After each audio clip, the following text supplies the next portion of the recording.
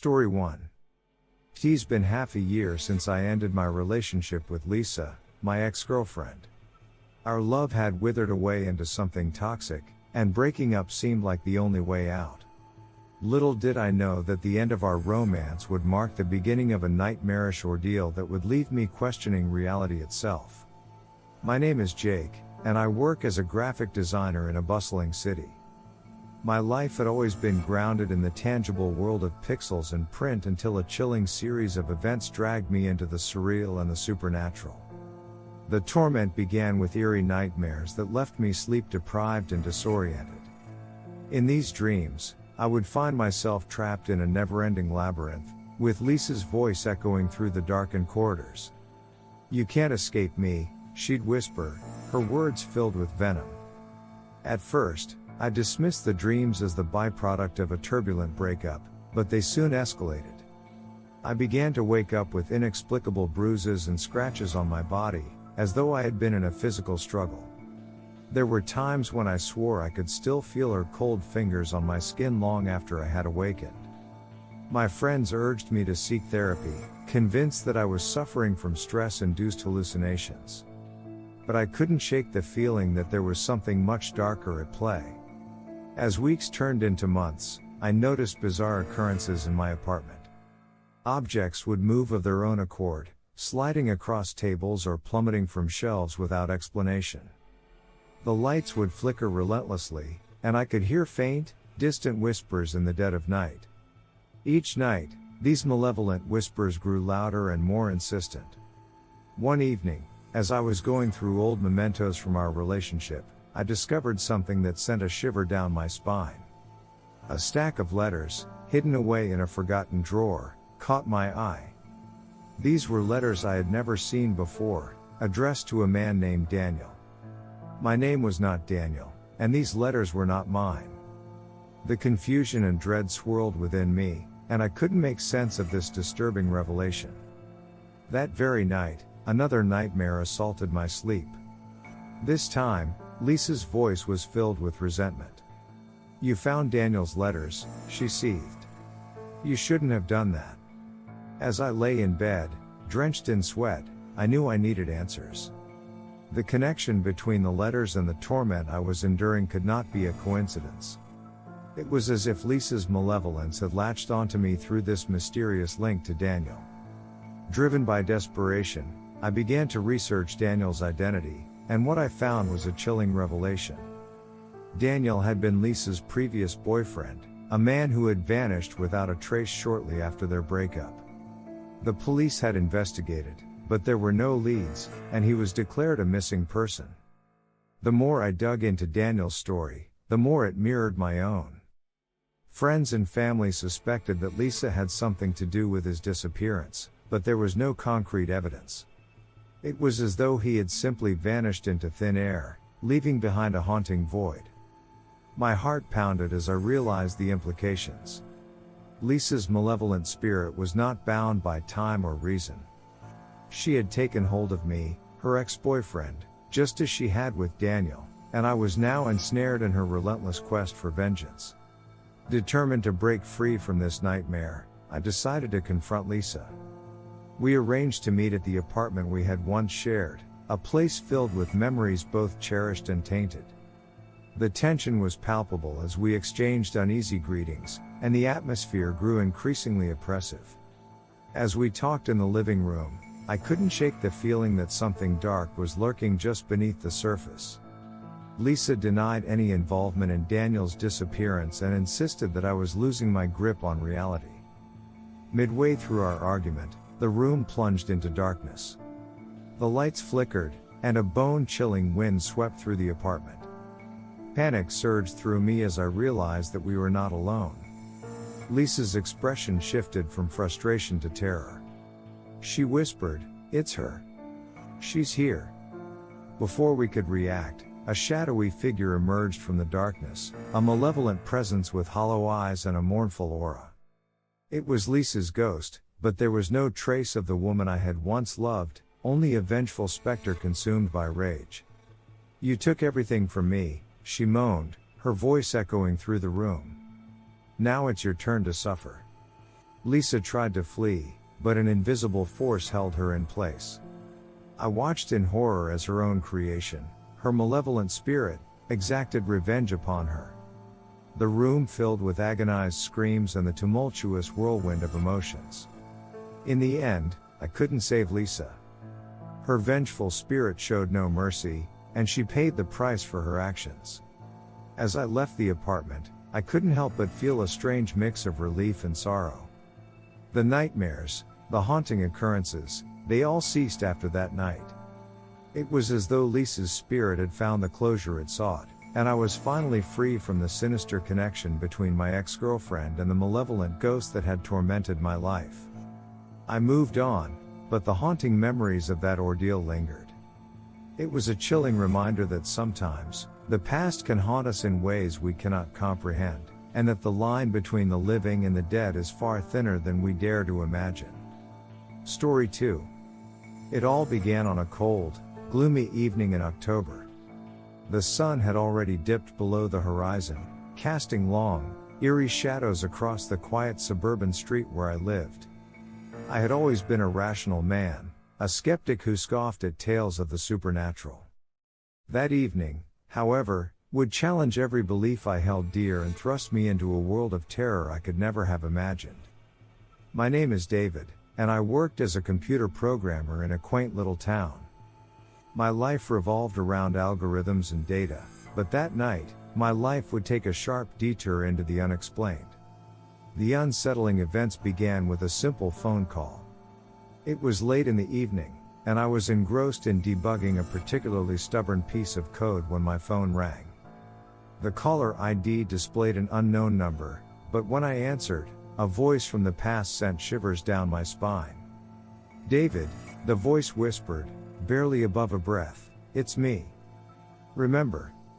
The voice was achingly familiar, belonging to someone I had lost years ago. It was the voice of my childhood friend, Ethan, who had mysteriously disappeared when we were teenagers. His vanishing had haunted me for years, leaving me with more questions than answers.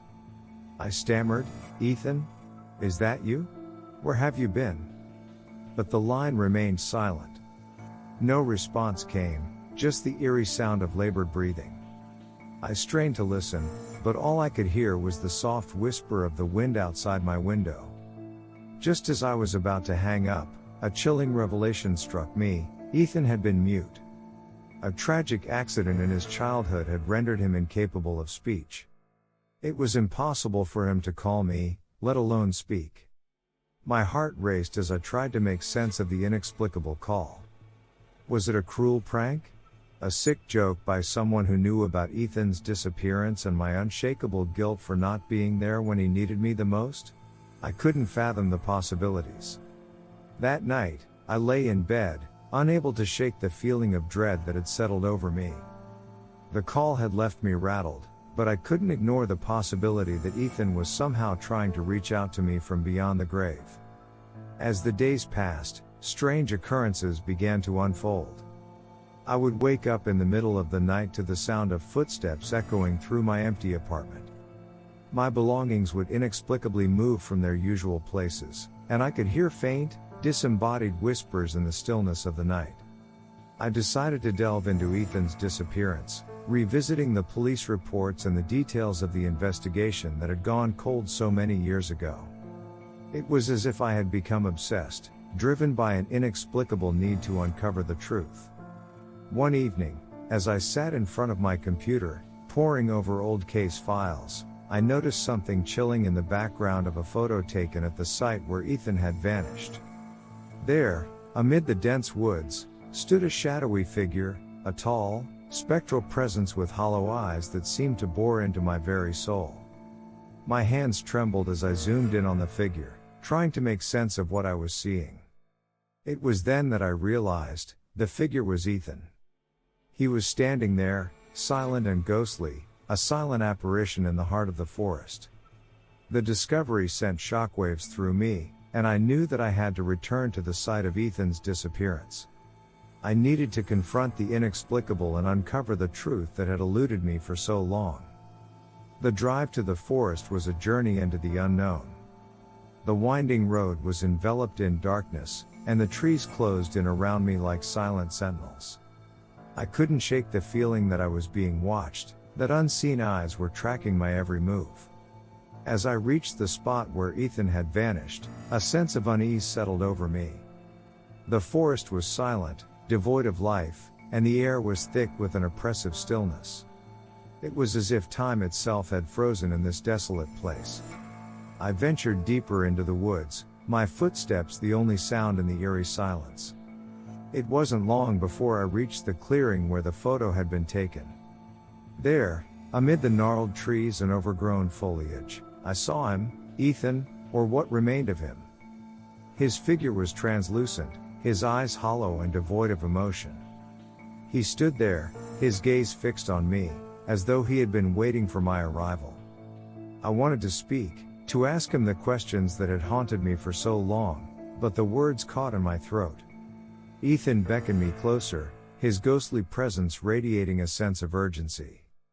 I took a tentative step forward, my heart pounding in my chest. It was then that he spoke, his voice a faint, ethereal whisper that sent shivers down my spine. "David," he murmured, "I need your help.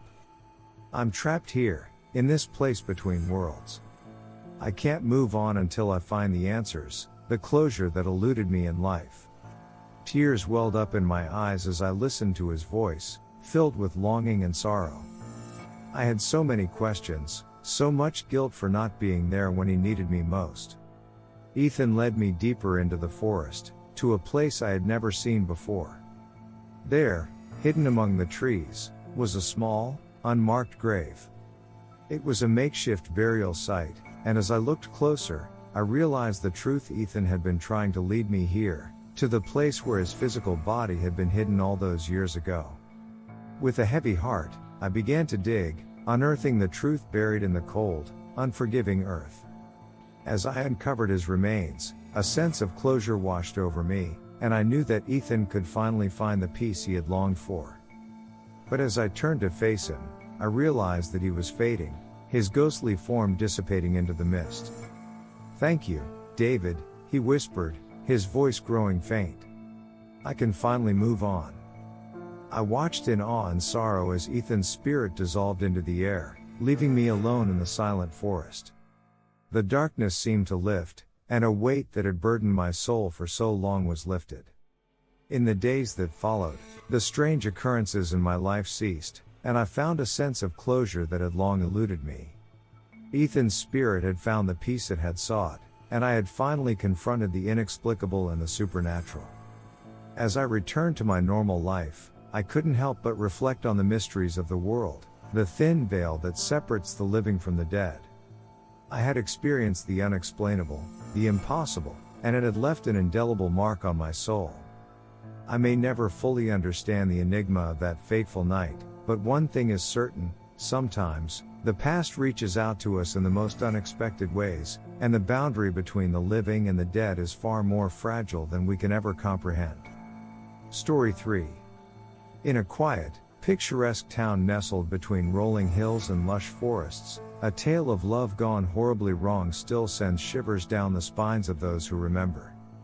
It's a story whispered in hushed tones around campfires and discussed in hurried conversations, for fear that the malevolent force that once haunted this place may still linger, waiting for its next victim. The story begins with Sarah, a young woman with a smile that could light up the darkest room. She had grown up in this idyllic town, surrounded by the beauty of nature and the warmth of a tight-knit community. Everyone knew everyone else, and secrets were a rarity in this peaceful corner of the world. Sarah fell in love with James, a charismatic man who had recently moved to town. He was a stranger, an enigma in a place where everyone knew each other's histories. But his charm was undeniable, and Sarah was smitten from the moment she met him. Their love story was like something out of a fairy tale, and soon, they were inseparable. Their friends envied their passionate romance, believing that they were destined to be together. But as time passed, cracks began to appear in their seemingly perfect relationship. It started with small arguments, the kind that every couple has from time to time. But these disagreements grew increasingly intense, and the once loving pair found themselves locked in bitter, unrelenting fights. Friends who had once admired their love story now watched in concern as it crumbled before their eyes. Sarah, blinded by her love for James, refused to acknowledge the warning signs. She was convinced that their love could overcome any obstacle, that their bond was unbreakable. But James seemed to change, his smile replaced by a menacing scowl, his laughter by bitter taunts.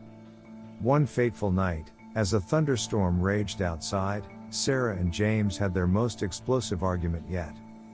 Their voices echoed through the small house they had once shared, each word a venomous dagger in their hearts. It was a night that would end in tragedy. The next morning, Sarah's lifeless body was found at the foot of the staircase. The police arrived at the scene, and James was arrested, his hands stained with her blood. He claimed it had been an accident, that she had fallen during their argument. But the evidence told a different story, and James was convicted of her murder. The town was left in shock, unable to comprehend how such a loving couple had ended in such a gruesome tragedy. Sarah was laid to rest, her vibrant smile forever silenced, while James was sentenced to life in prison. But the story doesn't end here. In the years that followed, a series of strange occurrences began to plague the town. People reported hearing whispers in the wind, voices that seemed to echo Sarah's name. The air grew heavy with an unexplained sadness, and an eerie chill settled over the once hospitable community. It wasn't long before the whispers turned into something more tangible. Residents claimed to have seen Sarah's ghost, her ethereal form wandering the streets and the forest at night. Her eyes were empty, devoid of the warmth that had once defined her, and her presence filled the town with an overwhelming sense of dread. The haunting didn't stop at apparitions. People began to report mysterious scratches on their skin, as though invisible hands were reaching out from the shadows. Some heard the agonized cries of a woman in the dead of night, her voice carrying the anguish of a love that had been violently torn apart. It didn't take long for the town to piece together the connection between these supernatural occurrences and the tragic love story of Sarah and James. The town's folklore was born, a chilling tale of a love so powerful that it had transcended death itself. Desperate for answers, a group of brave souls decided to visit James in prison, hoping that he held the key to dispelling the malevolent force that had settled over the town. But what they discovered sent shockwaves through the community. James had changed. His once arrogant demeanor had given way to a hollow shell of a man, consumed by guilt and terror. He claimed to have seen Sarah's ghost in his cell, a vengeful spirit that haunted his every waking moment.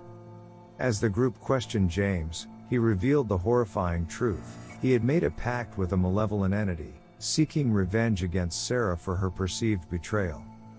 In his desperation, he had summoned a force beyond his control, a darkness that had consumed not only him but the entire town.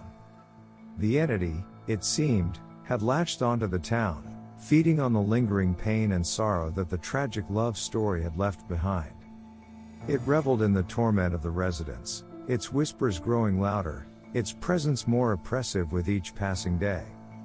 Determined to break the curse that had befallen their town, the group sought the help of a local priest known for his knowledge of the supernatural. Together, they performed a series of rituals and incantations, hoping to banish the malevolent entity once and for all.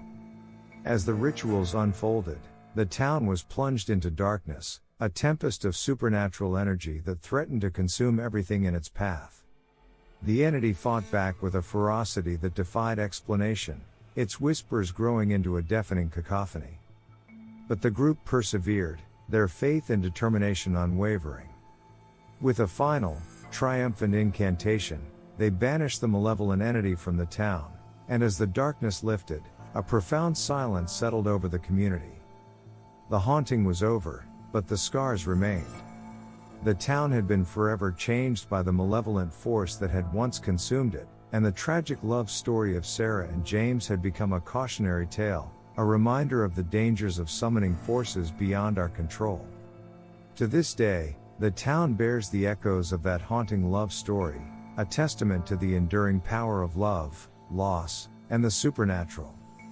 The tale of Sarah and James serves as a chilling reminder that some tragedies are so profound, so devastating, that they can transcend the boundaries of life and death, leaving a lasting mark on those who dare to remember.